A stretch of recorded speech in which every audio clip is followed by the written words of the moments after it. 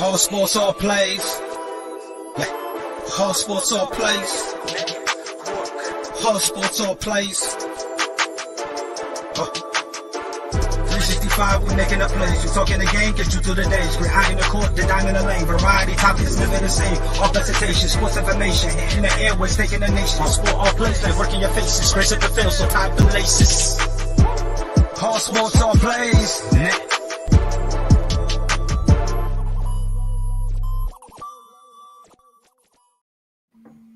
Welcome back to He's on Fire podcast, presented by ASAP Sports, All Play Network. And we have a celebrity joining us, Mr. Matthew Lissy. Matthew, how are we doing, my friend? Really good. I'm a celebrity, huh? Yeah. I wanted to ask that the picture you had of me to the little promo thing. Was that from my dating profile? Where was that from? Or was that from? Yeah, that was Match.com actually. Oh, is it? Joyce Okay. found it. Yeah, Okay. we're really lucky. Cool. Very awesome, man. Well, happy to be here. Thank you so much. JJ, how you doing, bro? I'm doing good. I'm tired putting up Christmas decorations, work, all that shit. So same old. Well, I'm glad you had the time and energy to make it. Amit, how are we doing, my friend? Man, I'm struggling, man. I'm tired. Tuesday nights are when I hoop. And so we went an extra maybe one or two games more than I should have went last night. What's up, Philly? Attaboy. What's up, Philly? And then I got home late, tired. No Suns game. There's no Cardinals game to keep me energized in the middle of the week. And so, trying to get to Friday. We're all hitting that December slump, that big build up to Christmas. So a couple points real quick before we get into it. I usually do my words of wisdom at the end, but while we have the majority of our listeners at the beginning, I just want to go back out and say my words of wisdom for the day are, I challenge everybody listening to go out and help somebody through the holidays. I'm going to be saying this through every podcast.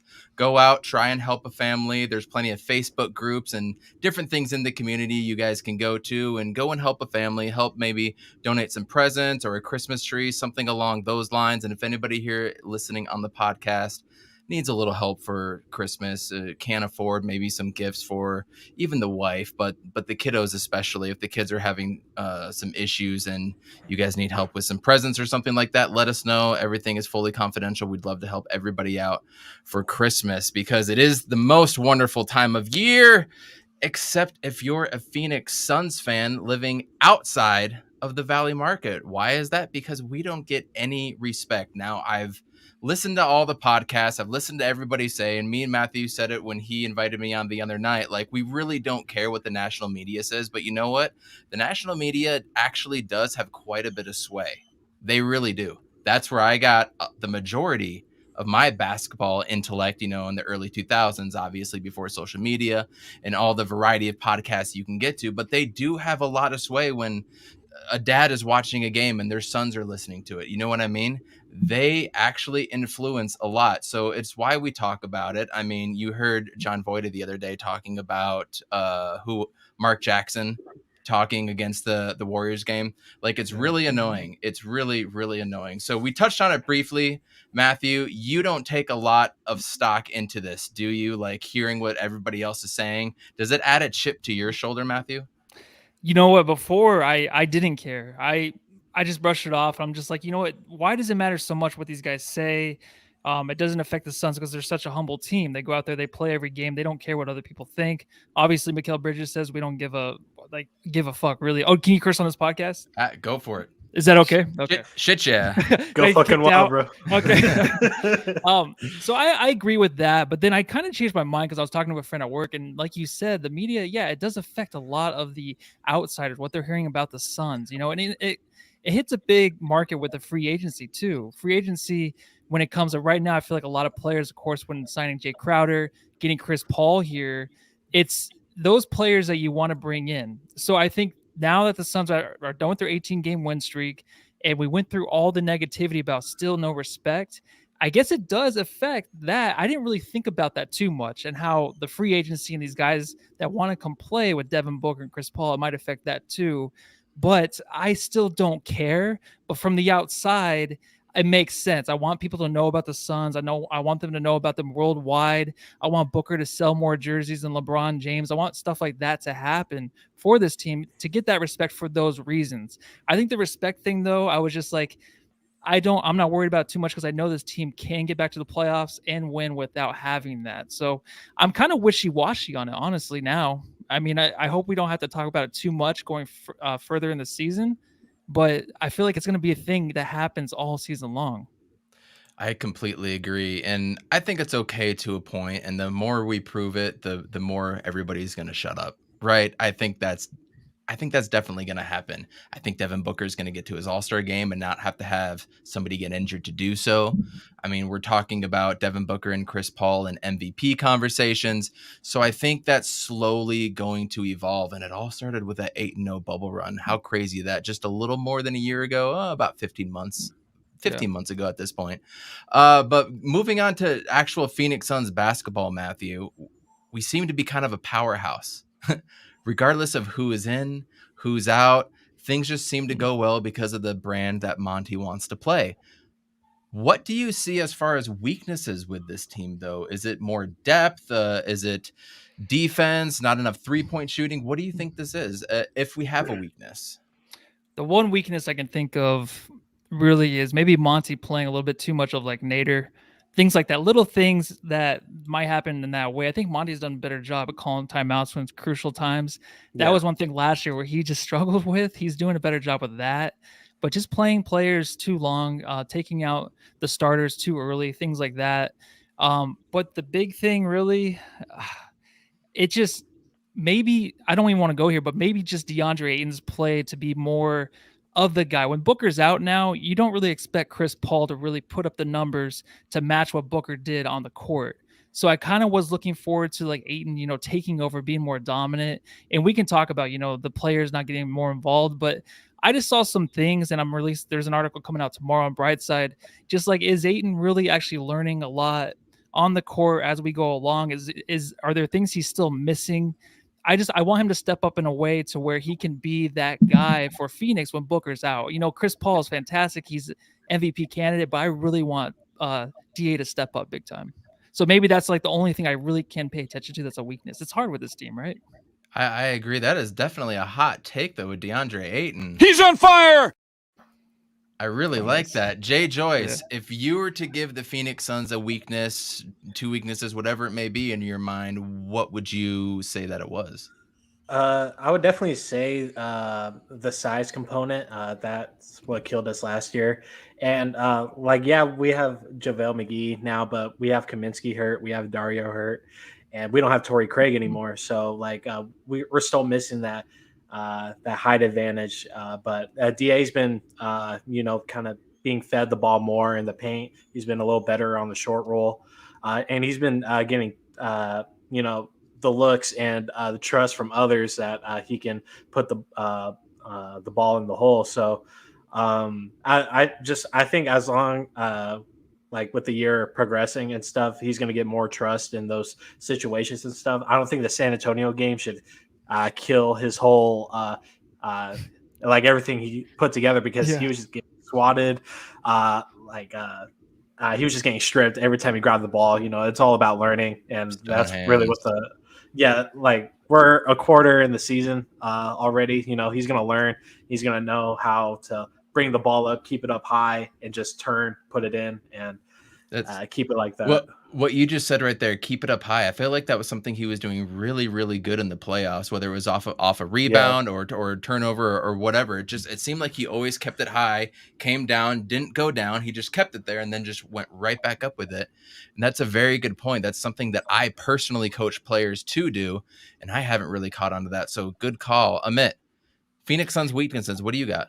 All right, so I'm going to start with a little live meme. You can't play Nader if he's hurt all the time, right? So that's true. That's a good thing, right? I mean, if he's out, that means more minutes for Bridges.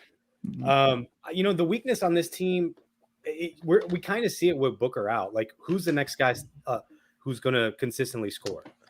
I mean, I just, you think it's going to be Ayton, and sometimes he gets 9 touches or he gets 9 field goal attempts in a game. And you're like, he was 8 for 9 or whatever it was. Why didn't he get more in the fourth quarter? I think we saw it in the last game where they trust, at least Chris Paul trusted him when he put on that fancy spin move. He did a couple other dribble drives. Like, I think, him catching it and dropping it. I mean, it's a civil war with Suns Twitter on if he, like, it's so funny because half you guys were like, Ayton had an awesome game, and the other half was like, Ayton played like shit. And I'm like, I'm somewhere in the middle going, I mean, yeah, he's got to improve on things, but like everybody does, right? Like, I mean, not everybody's perfect in everything. He definitely cannot put the ball on the ground though, in the paint. Like that always is trouble for him. That's something he needs to work on. Yeah. He definitely has to work on that. I think the other thing is, I think Chris Paul's playing too many minutes. If you go back and look at the last game, Chris Paul played like 36 minutes. Mikal played like 29. If you pull it up, he's heating up. He's got to play less minutes. Campaign has got to play more consistently to allow Monty to give Chris Paul rest, or he's got to shift it to Shamet, because I think Shamet has playmaking ability. If you want to give him the ball and bring it up, that's another way to go, because I think Campaign has shown the ability to be a spot up shooter and either or a dribble drive off the closeout. So they have options there, right? And I think, I don't know what it is with Shamet and Campaign, but I think they're both playing a little bit too fast, or a little bit too. Yeah, they're trying to make trying the most too hard. Out of their minutes. Yeah, they're trying to make the most out of their minutes, and they got to just slow down and just kind of read it a little better. Because there was a stat, I don't have the number in front of me, but there was some stat where Shamet and I think it's Shamet or Campaign or it's not Shamet or Campaign with JaVale McGee are in like the top 5 percentile in pick and roll in terms of like points per pick and roll. So you just got to get it to McGee. Like, that guy's so available all the time. He's great. The only other weakness, and we may be able to cover it up, the second round of the playoffs, but when we get deeper in, we're going to need a small ball 5, because that drop coverage we're playing right now with Ayton isn't going to work. And we can't play that drop coverage with McGee because they'll burn us with a second unit if they have a good unit. Mm-hmm. So it's either, we need Torrey Craig, we need Thaddeus Young, or we need Dario to come back, or we need Frank to come back and play at the level he played before he left. I don't expect him to play at that level. That's like regular season Frank. We're not going to get that in the playoffs. So, so we got to figure that part out. That's like a championship level problem though. That's not like this team needs that right now. Like, are we being petty then, or are these legitimate weaknesses? These are legitimate weaknesses for this championship team, seeing what we saw last year in the finals. Yeah, I completely agree. Yeah, forget about my Ayton take. All right. I mean, what you said exactly. Like, that's an actual weakness. Mine was petty. For me, it's been the rebounding, and we're currently 23rd in the league in total rebounding. Like, when we played and we beat Golden State the first time, I think we got out rebounded by like 12 to 14 rebounds, something like that. And I just remember they just got offensive rebound after offensive rebound, and they're the smaller team. Why aren't we dominating on the boards? I don't know if all of that can be said it's due to Dario and Frank being out. A lot of it has to do with hustle and energy, but the month of November was really hard on those guys. They played every other day. They played 18 games in 30 days or 16 games in 30 days, something ridiculous, and the most amount of back-to-backs to date. We're not playing the most throughout the season, just to date so far, and that's early in the season after a shortened off season. The other thing for me, you guys, is just overall consistency, not necessarily with rotations, though I completely agree with you, Matthew. I think some of the rotations have been iffy or shoddy, for lack of better terms, but overall consistency. Campaign, Ahmet, you brought it up. Campaign's got to be more consistent. Cam Johnson went through a peak and valley streak, and he's just been doing that this season, and we can't be catching these teams in the playoffs when we're going through that now. Again, this is just a third of the way through the season. We are nitpicking, but we've seen enough of this team where we can start analyzing what are the weaknesses. So on the flip side, Matthew, what are the strengths and things that we can even build upon to make it even a greater success? Oh, before I did that, I think John had a great point here. Weakness, free throw shooting, 77.5%, 16th in the league after 2 historically great seasons. That is true. That is one thing on the telecast even Mark Jackson would mention, is how good we were free throw shooting. Got to tighten that up. So, Matthew, things that we can build on that are strengths right now, what are you thinking? Well, one thing is playing without Devin Booker, right? We know we can play without our superstar on the team. So anybody that goes out, even Frank Kaminsky, how hot he was, having a career year within 2 games with the Phoenix Suns and then gets hurt and he's out, we can still replace him, still go on a winning streak. When Ayton was out earlier this year, you're still winning games. Let him rest even more to heal his injury. Then he can come back when he's ready. You don't have to rush these guys back if they do get hurt. Because last year, we really didn't have any injuries till, of course, the playoffs started. The first game against the Lakers, Chris Paul gets hurt. Like, we were so lucky last season. Now you can see the injuries starting to pile a little bit. I like that. That's something that we can build upon there. I also think that, the clutch time, or clutch time, whatever it is, the last 5 minutes of the Suns, they're getting it done in every way. I think the way that they're playing team ball, it's never Booker ball, it's never Chris Paul really trying to take over as much as he used to even last year. I think he's evolved to not Chris Paul, but Booker evolved to getting his teammates more involved, being more of a playmaker in time of, in the clutch time, but also Chris Paul finding everybody and trusting everybody. He has trust. You brought up Landry Shamet before. He has trust in even him bringing the ball up, setting up the offense. Those are new things that you're seeing from the Suns. So I think the trust is something that they have this year, and it makes more sense, right? Because Chris Paul's been here. This is his second year. You can see him and Ayton starting to actually be on the same page, which has really kind of been under the radar a little bit, to where Ayton is not as confused. They still talk a lot. Chris Paul still seems like he still gets on him a lot during the games, but their pick and roll and things like that, as long as Ayton isn't not that he's lazy, but if Ayton is hitting the right spots, getting to his spots, then Chris Paul doesn't have a problem. But you see a lot now with the trust with this team that you can build upon that for forever. That's why we'll talk about the trades in a little bit. It's going to be hard to even give up anybody. And I know we don't like Nader. I know that, I don't know. I mean, I like Jalen Nader, Smith. Matt. You I do? like Nader. Oh, do you like Nader? Yeah. Okay, you Nader fan? I think He's the one.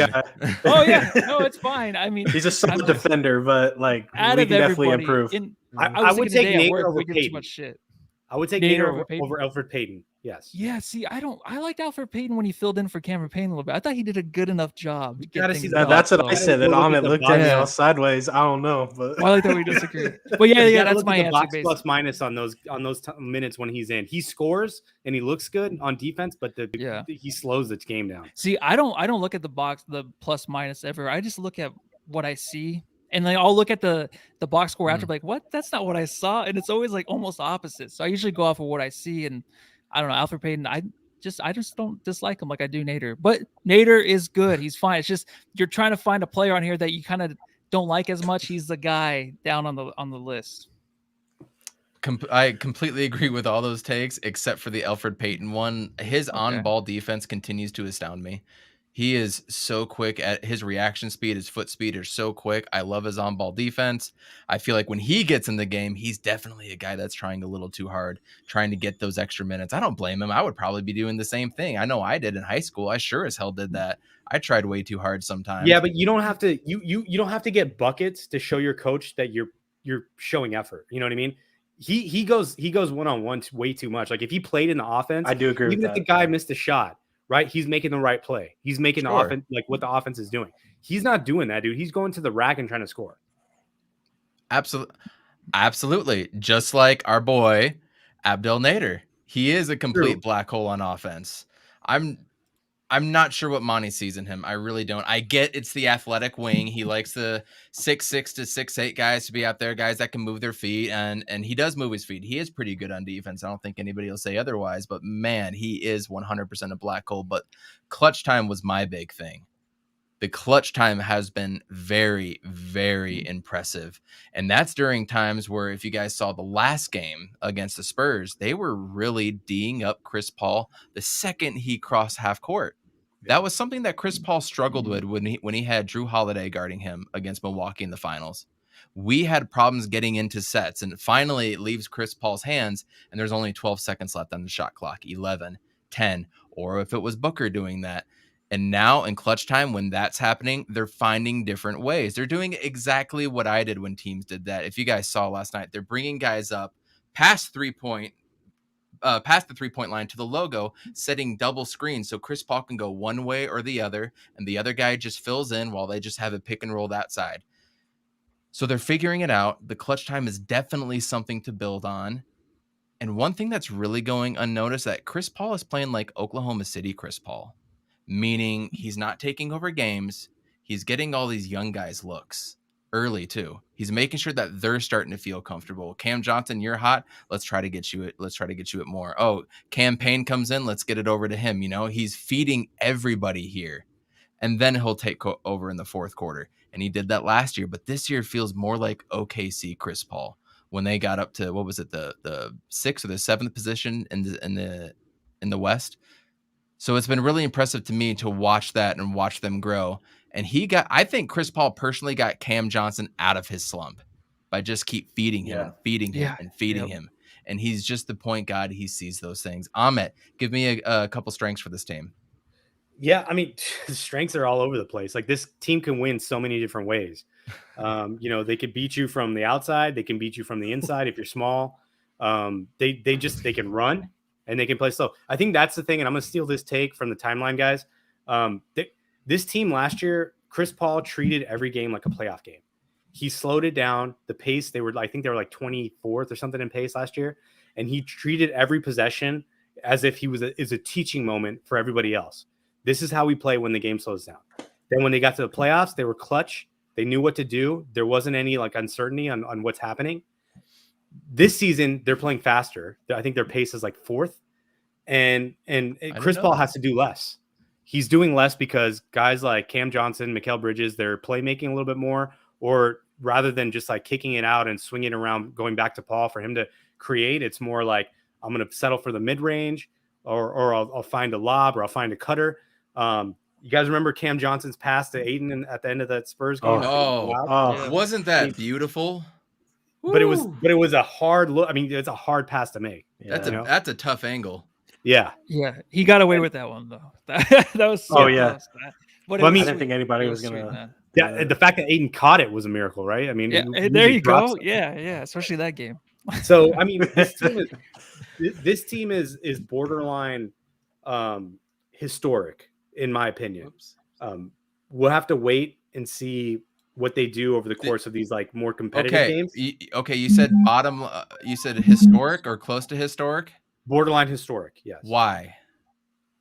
And in what terms? That's a hot take for sure. I think this team can win a lot of games. I think their defensive and offensive efficiency is different. Booker has led the league in points per touch this season and so far last season and so far this season. Meaning he's touching the ball less than he's ever had in his career, and he's scoring more points. So this is a shout out to the Timeline podcast. Again, there's a stat that they pulled up. Booker is ranked 94th. I saw that today. Yeah. Right. Mm-hmm. So there's guys like Royce O'Neal, these other guys that get the ball more than he does. He's almost at Klay Thompson's levels of efficiency at this point. So is that? See, I feel like that's JJ. I want to get to you, but I got to touch on this point. I feel like that's by design. I feel like they do these things by design. We did not see a lot of drop coverage defense last year. No, I feel like it's by design. You play drop coverage when you're tired too. That's your easy defense because you're not switching it. Switching is hard. Switching everything is hard, especially for centers going out on any guard or any perimeter player. So I feel like that's on Monty, and I feel he's playing chess again, and we're all here playing checkers. Yeah, and the counters that he's built into some of the so if you see some of the Spain pick and rolls, they pushed it further out where they're setting Mikal setting a pick for Chris Paul close to the half court line, and then they're going into pick and roll. They're doing a lot of empty corners. Shout out to David Nash. It's another thing they're doing, empty corner on the Spain pick and roll or the elbow 52 or 51 plays. They've added 51, which is Aiden and CP3 setting screens for each other and moving out to the 3-point line. They have counters to everything. And I don't think they're showing everything that they've made yet. That's what I'm saying. I think that we're seeing a work in progress off a team that's already been to the finals, knows what it takes to win. And they've really that's why I say it's historic. Cause I think we're seeing a team that can go on at least a 2 or 3 or 4 year run. Oh, minimum. And in 3, 4, 5 years from now, guys like De'Aaron Fox, DeJounte Murray, and all these stud point guards on losing teams, they're going to get tired of losing at some point too. And who knows what the future holds for them. I got a fun game of Would You Rather, Phoenix Sun style, coming up. But before we do that, JJ, strengths of this team, what have you been seeing and what can we build off of? I think what's more apparent this year than last year. We'll have to be playing Uno checkers. Yeah, I think what's more apparent this year than last year is that our primary scorer doesn't need to have the ball in his hand for even half of the game. Really, like we're finding the better shot just about every possession.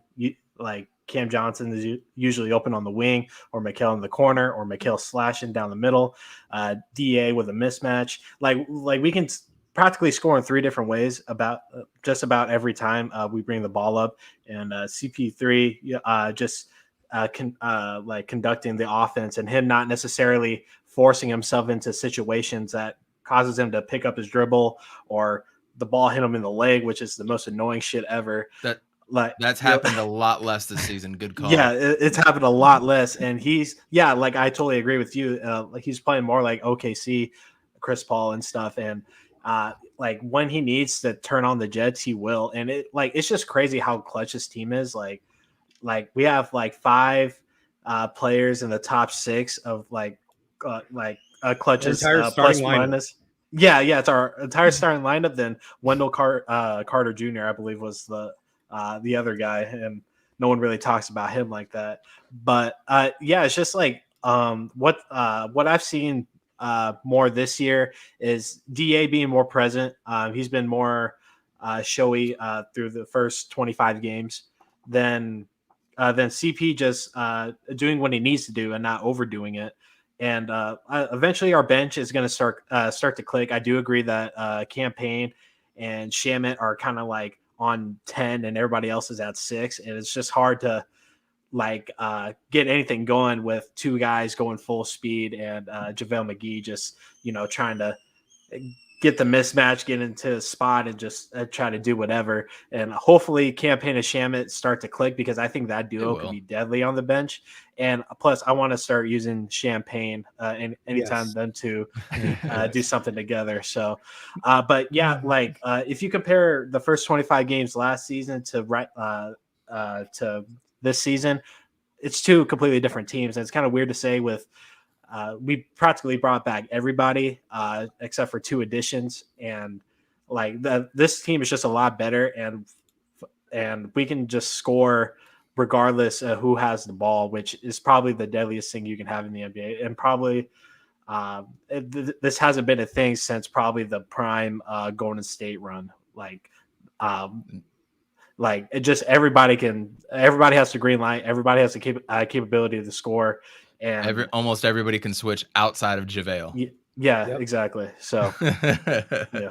So a lot of strengths to this team, a few weaknesses. The weaknesses are not glaring, but they're definite. They're there.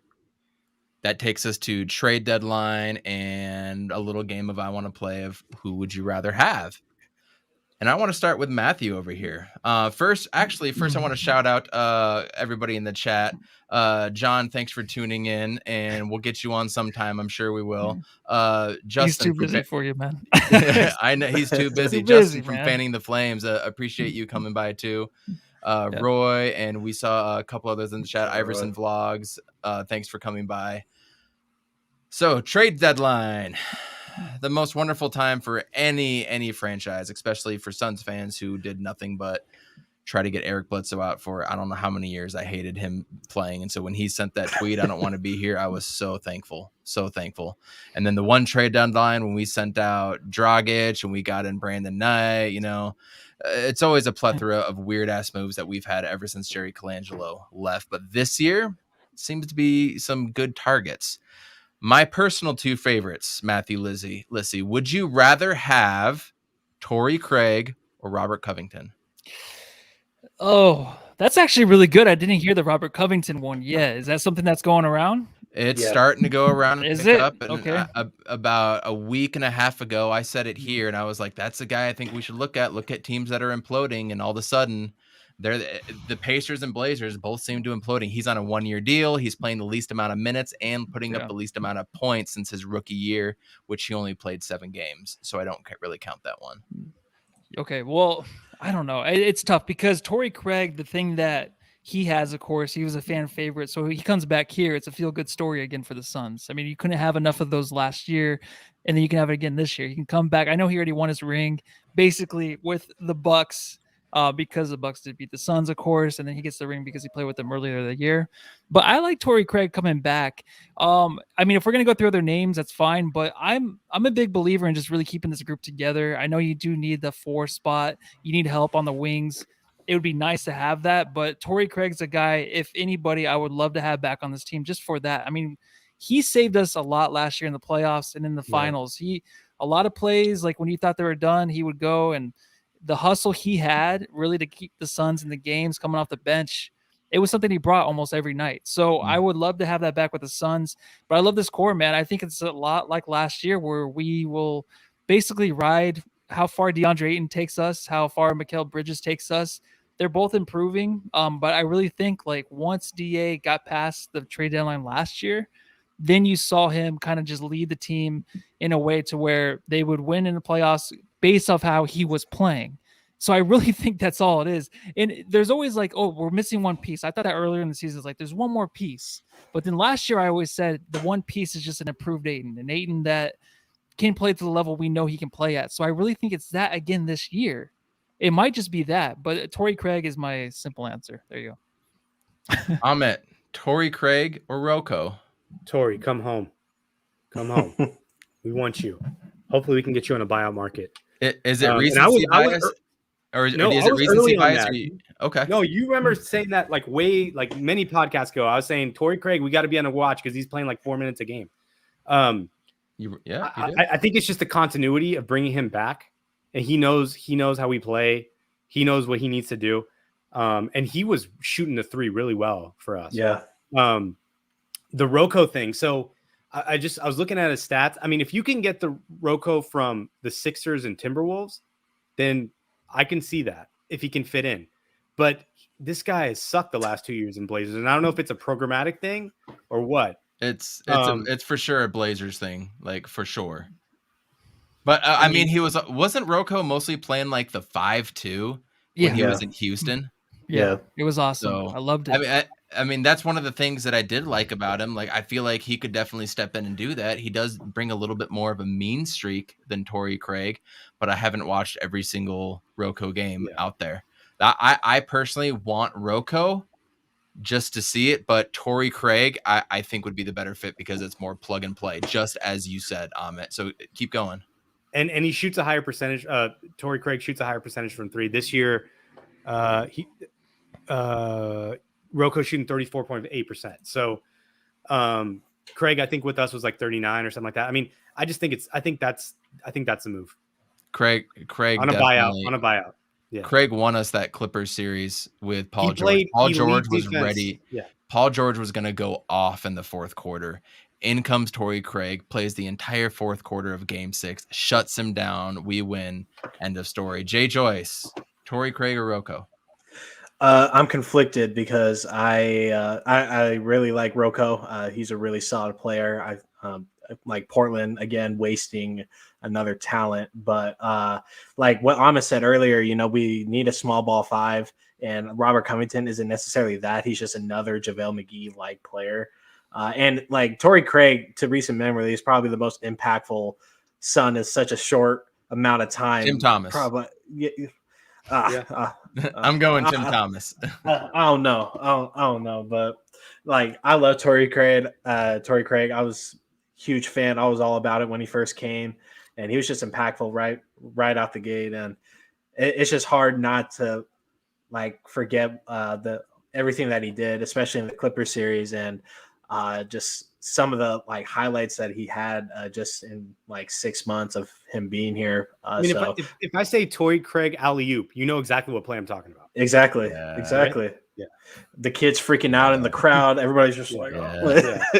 But yeah, you have to go with Torrey Craig, and I think that answer is pretty conclusive. John might be the only one that really remembers, or Amit. Would you say Tim Thomas in his short stint had more of an impact than Torrey Craig did? I think he did. I mean, I think the older Suns fans would say, if you say Tim Thomas step back, we all know what you're talking about, right? Yeah, in La La for Land. sure. Yep, in Staples Center. His first game back, he had 20 points for us, and that was the year Amari was out too. So I got to go Timmy T. It was a shame we couldn't keep him, but we weren't going to be able to keep him. I figured that one would go a little bit longer, so I got one more for you guys. Would you rather, Matthew Lissy, have Thad Young or Larry Nance Jr.?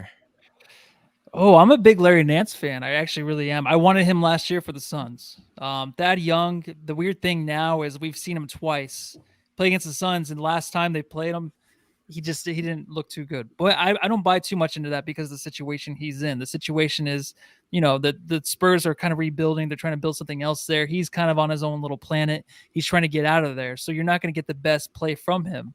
I would say either, but I don't know. I mean, I don't know. like You Larry choose. Nance Jr. I'm gonna go Larry Nance.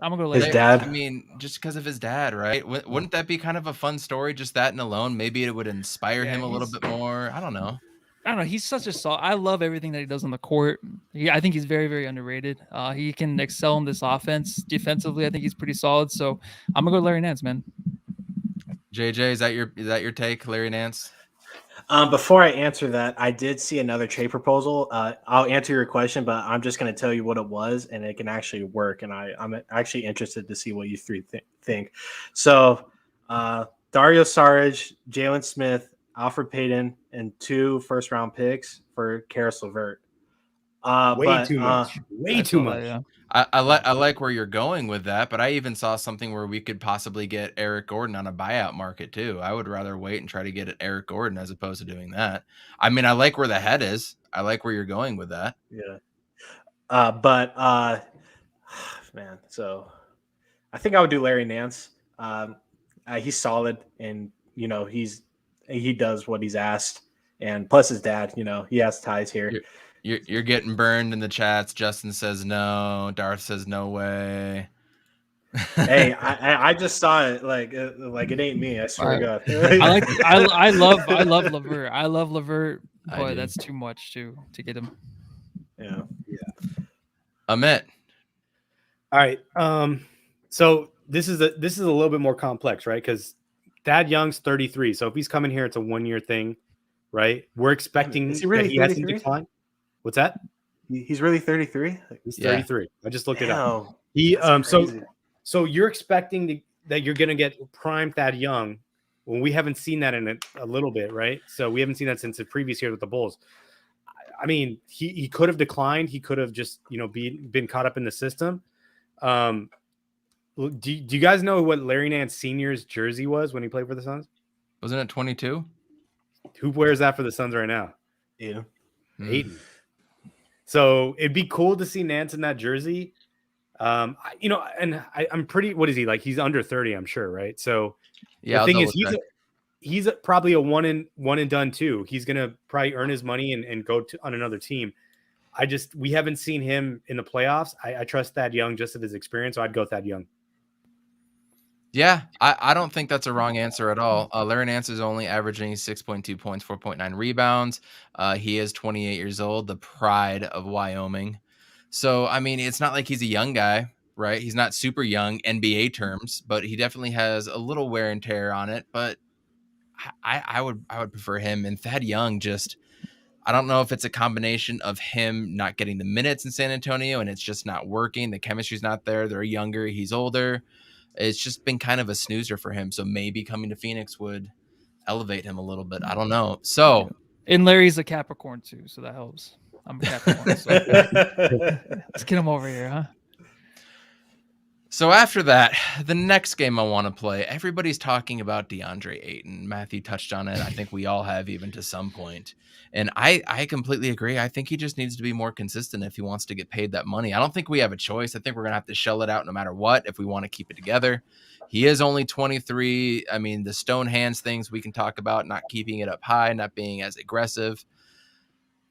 So I want to play a game of who would you rather have on your team right now? Salaries don't matter. Age doesn't matter. It's just for this season. So we're just going to do speed round. We're not going to go into it fully all the way. We're just going to do kind of a speed round here. And we're going to start with kind of some of the lower tier centers. So first question, who would you rather have? DeAndre Ayton or Rashawn Holmes? Matthew Lissy. Oh, DeAndre Ayton. You just want simple answers, right? DeAndre Ayton. Simple answers. For Simple sure, answers. yeah. Amit? I'll trash him every day, Ayton. but DeAndre. Yeah. Ayton. JJ? Just kidding. DA. All right. Who would you rather have? DA son. DeAndre Ayton or Jonas Valanciunas? Amit, let's start with you. Ayton. Ayton still, JJ? DA. Matthew. Ayton. All right. This next is one. easy. I like this. Yusuf Nurkic or Ayton? I would go Ayton on this one. Everybody going to go Ayton? Yeah? Yes. Yes. Okay. Going to start getting a little bit more fun. DeAndre Ayton or Miles Turner? Matthew. Ayton. JJ?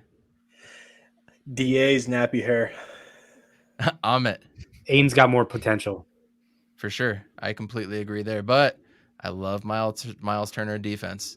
I really do. Yeah. I am going to skip over that one because we'll all say him. Here's where it gets fun. Amit, would you rather have DeAndre Ayton or Vucevic? Ayton. This guy can't even play with the guards that he has on his team right now. JJ? DA for our system. Matthew? Ayton. That's it, yeah. All right. Next one. Apparently ranked number 5 in centers right now. Matthew, would you rather have DeAndre Ayton or Bam Adebayo? Going Ayton. Amit? Why the heck? I don't know why. I don't know, because I was just thinking about. I was thinking about Bam like in the bubble, and then after that, like I was like, I didn't even get to watch him yet this year. So, but I'm gonna go Ayton anyways. Okay. Ayton's 7 foot. Bam, I think, is like 6'9". I'm going Ayton. DA more explosive, better in the paint. All right. Here's the next one. This is where it starts to get a little spicy. Amit, would you rather have DeAndre Ayton or Rudy Gobert? Ayton all the way. He can Attaboy. switch. He can switch. Attaboy, JJ Put me on for DA. and Matthew. Going Ayton. So right now, everybody here is saying that he is a top 4 center in the league. I've passed up a few names here. I passed up Clint Capella. I think we all know who we would choose. I passed up guys like Jared Allen, Christian Wood, Zubats, Steven Adams, and they just start, those names start going under. So, Matthew, would you rather have Karl Anthony Towns or DeAndre Ayton? Ayton. JJ? Last year, Cat. Second year Cat, debatable, but DA. Amit? I still go with Ayton, but I see the qualities that Cat can bring to your team. I'd take Cat. Right now? I would. I believe in him. I think what happened last year and this year, he lost like his mother and I don't even know how many family members playing for Minnesota. How many coaches has he had? How many all-star players has he potentially played with? And it just hasn't worked out there. Is that because of him? Is that the system? We saw what Wiggins did up there and then what he can do on a good team that has ball movement and everything. I love what Cat brings to the table offensively. Defensively, we can have a legitimate conversation about that. But I would say Cat has more potential, more star potential. I definitely think that. Well, he's already a superstar. I think Cat for sure. Okay. Yeah. It is tough. It is because there's those games like against San Antonio where you're just seeing Chris Paul talk to DA again, like from not being where he's supposed to be and dropping balls and stuff. Those are times you're like, okay, I wish we had maybe somebody else like a Cat. But when you watch Cat on defense, you're like, oh, I miss DA so much. You know what I mean? So, But to your point, Matthew, I think that he's on that Booker narrative where everyone said Booker can't play defense because he played in this shitty system with terrible players. Yes. And I wonder if Cat got with Monty, what would happen? And yeah, I know. That's a risk, right? Right. Some of us are willing to take. So yeah, dude, I don't know. Cat's a superstar, man. He is. Yeah. So he's a guy that can create his own shot. A guy that can create his own shot that's 7 foot is something that we obviously don't have.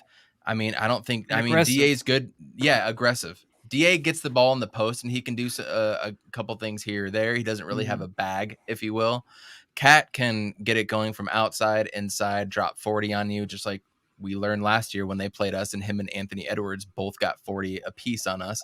He's a guy that can do that. And what Amit said, I've always wondered, what if he was on a team like the Warriors, like the Suns, ball movement, everybody buying in? It's hard to count somebody out like that that's that talented. I don't think I would give up DA just because of where we are. We're 20-4, finals run, all that. I wouldn't want to break it up. But if I'm playing NBA 2K, that's definitely a move I make. And you know what? I could see that being a move Jerry Colangelo would have made. I mean, he had the balls to pull off the Jason Kidd trade, Charles Barkley trade, and all that stuff, you know? I could see something like that happening in that multiverse. But 3 out of 4 on this podcast have now said DeAndre Ayton over that guy. The next 2 guys, I think we all know what's coming. And I'm probably going to assume the answer is going to be the other guy on this one. Amit, would you rather have DeAndre Ayton or Joel Embiid? I'd take Ayton. I mean, that's easy when he's younger and he's healthier.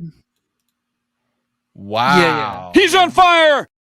Wow. DeAndre Ayton over Joel Embiid. Matthew, do you agree with his sentiments? Yeah, the injury stuff. Last year, Embiid had the chance really to run away with the MVP. Got hurt again. That was his year last year. And you just can't trust that, man. I know DA got hurt earlier this year, but it was something minor. You don't worry about that with him. Embiid had the same issues of, the TNT crew had to come after him to really get him to start playing hard for Embiid. Now Ayton, maybe it takes that. Maybe something like that in the playoffs, but he shows up in the playoffs, man. Like, I don't know. I take DA for sure. JJ? Ahmed took the words right out of my mouth. It's really just health that comes down to, 100%.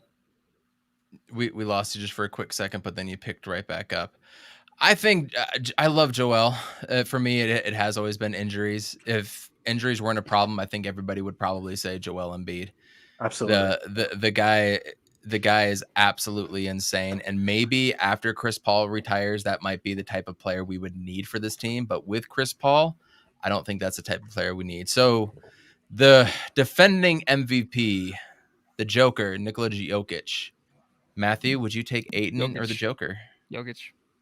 JJ? I'm not entirely crazy about Jokic. I think if you were to drop him on the Suns team, he would significantly slow down our pace and Rejected! What? Rejected! Have you not seen him move? And have you not seen his passing?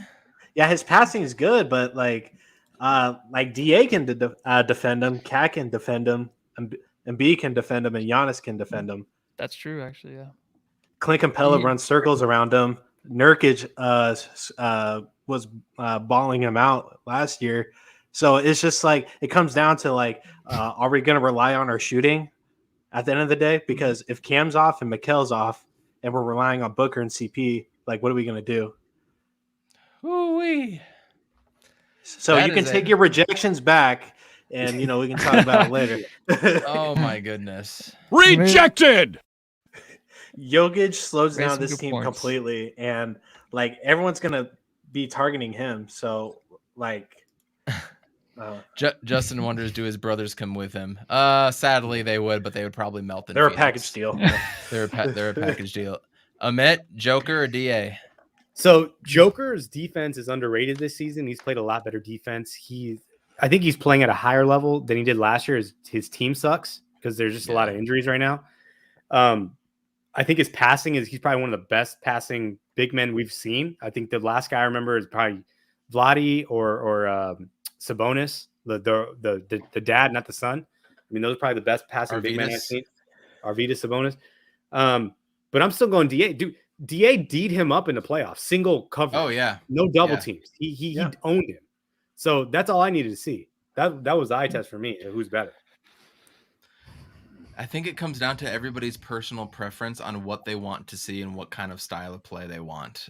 For me, I want crisp ball movement 1 through 5. I want a definitive number 3 scorer, and to me, a guy like Embiid, Joker, or Cat would be that guy.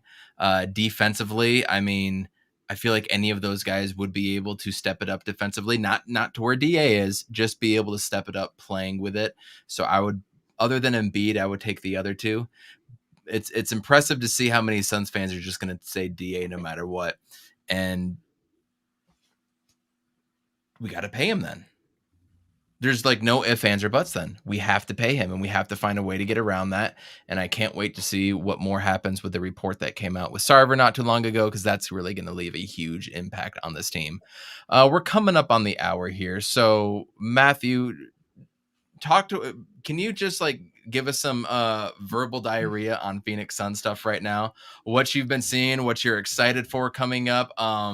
They do play Boston on Friday that I get to go to, and they are currently down 6 in the third quarter to the Clippers. So they're playing off of a back-to-back. So they played last night, they play tonight, and then Boston has to play Friday again. That's going to be pretty tiring for them. They've played 2 games, and we're not going to play any. So give me just some of your generic thoughts on the Suns right now, moving forward, and your excitement, all that fun stuff.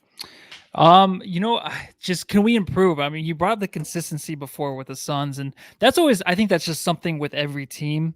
So no matter how hard I go at DA and how frustrated I might get after a loss, or not a loss, they freaking won last game, after he was just kind of miserable in that game at times, I would go after him. Even after that, I just know some players, and most players actually, just are inconsistent in the NBA. So that happens.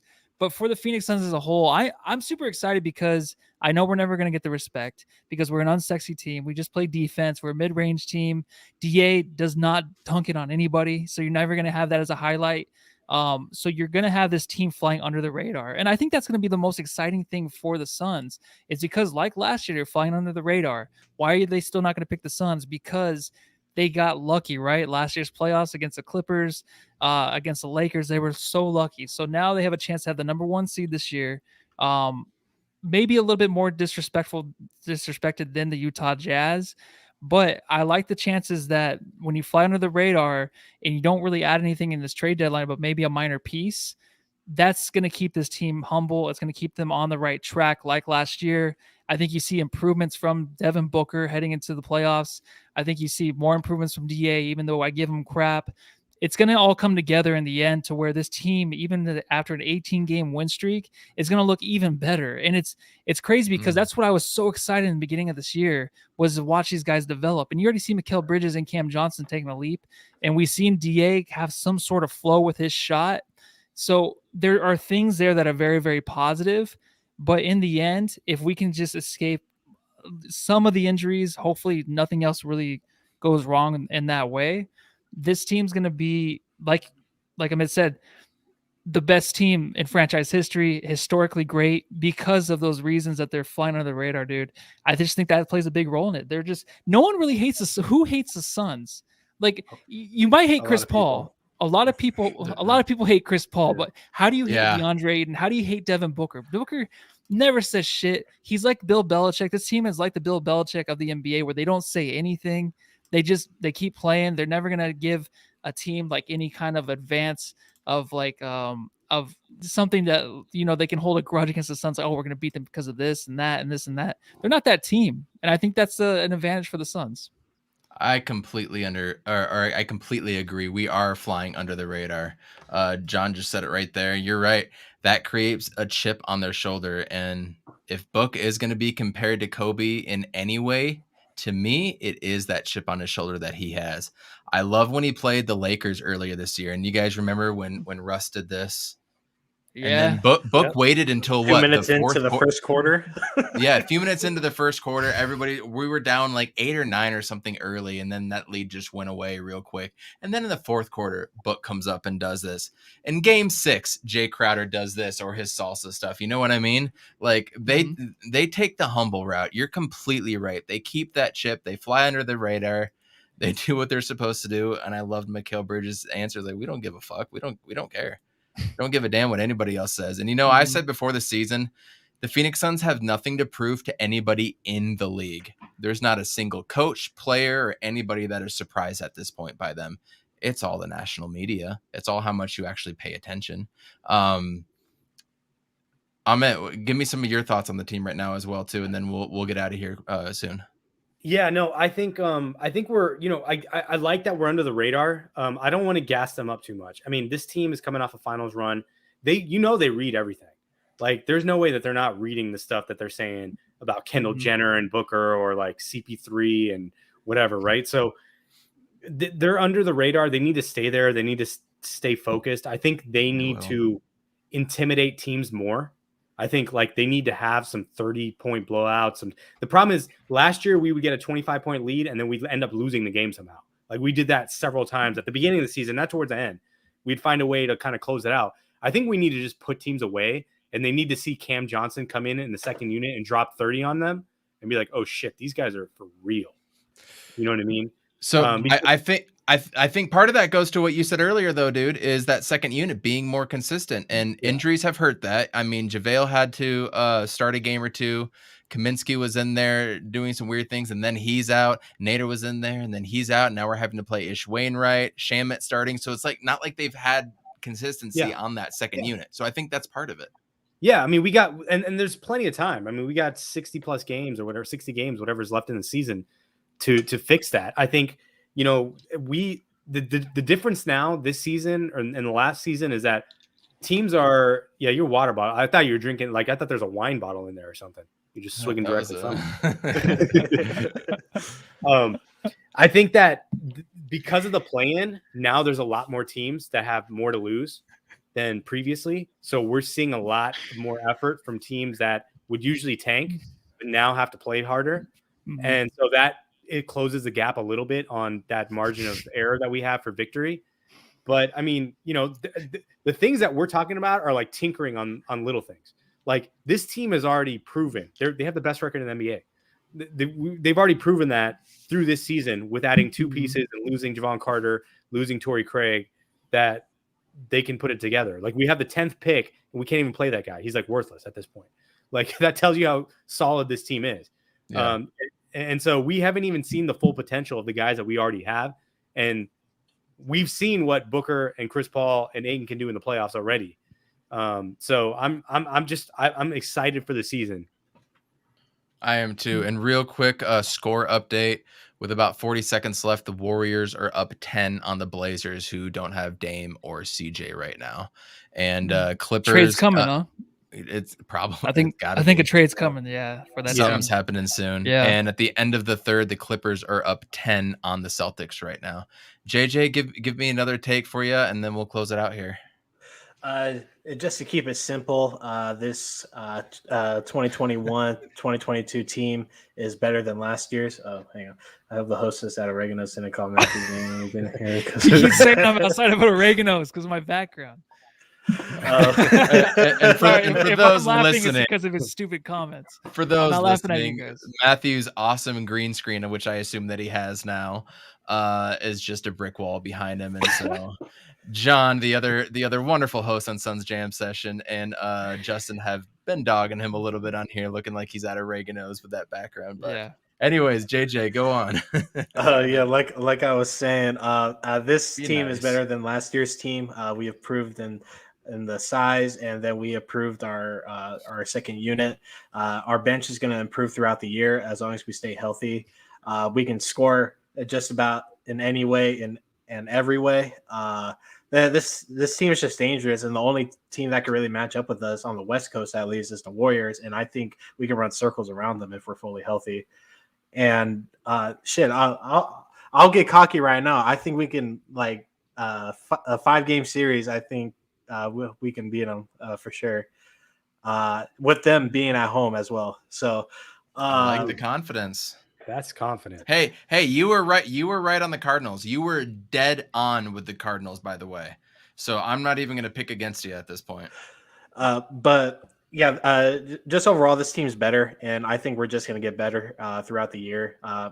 Like, even though I get annoyed that sports media doesn't talk about us like that, what made me more comfortable is what Colin Cowherd said. Talking about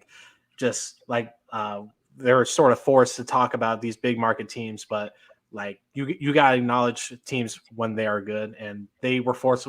Like, you can kind of think of us in that Utah situation for the last couple of years. They have the record, but but the Lakers, but like the Suns and Golden State now are high caliber teams, and we're gonna take that throne off what the Nets are doing and what the Lakers are doing, and like they're not even talking about Milwaukee like that. So it kind of shows just kind of like everyone's perspective of everything that's going on right now. But as soon as Booker comes back, we're going to get back to our full form.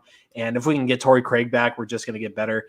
And if DA just performs the way that he did last year in the playoffs, if he shows up at big moments, it's hard to not pay the dude if he does that consistently in the big games when we need him. Even in big regular season matchups, he was decent in that first Golden State meetup, and I guarantee once we go against like the Sixers or Milwaukee, he's going to have a great game in those because that's exactly what he did last year.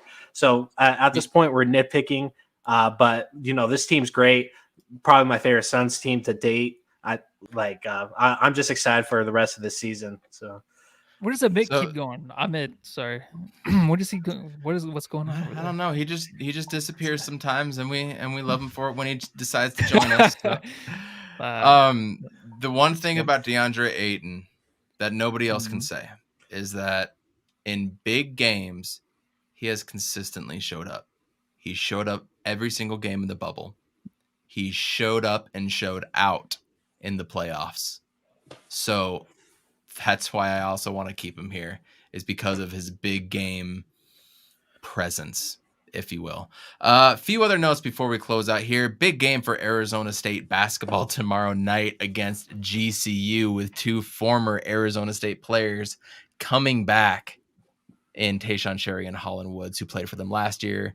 Transferred out through the portal to GCU. They're going back. It's going to be a big game. Everybody get out there and support them. Next Wednesday, we are going to have a Sun Devils roundtable, and we're going to be talking about I don't know what the hell you call this dumpster fire that's going on in Arizona State football right now, but we're going to break down the bowl game as well, too. The Vegas Bowl against Wisconsin. That's going to be a lot of fun. We're going to try to kit with you guys on Sunday night. I'm going to be staying in Phoenix finally, but I'm staying with my dad, who's in his 60s, and he probably has dial-up internet still. So I really don't know what the probability of me being able to do anything out there is. Either way, I'm hoping my co-host will back me up if I get everything up and going for them. So it's fun. Sports are fun. This team is fun.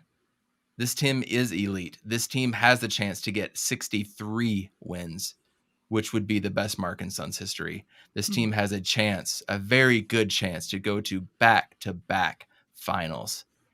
If we beat everybody out of the West, even if there's injuries, I don't know if anybody can say otherwise about our team. I'm excited about it. I'm looking forward to it. But I told everybody when the podcast started and when the Sun season started, don't talk to me until Christmas. Once we get to Christmas, the real season starts.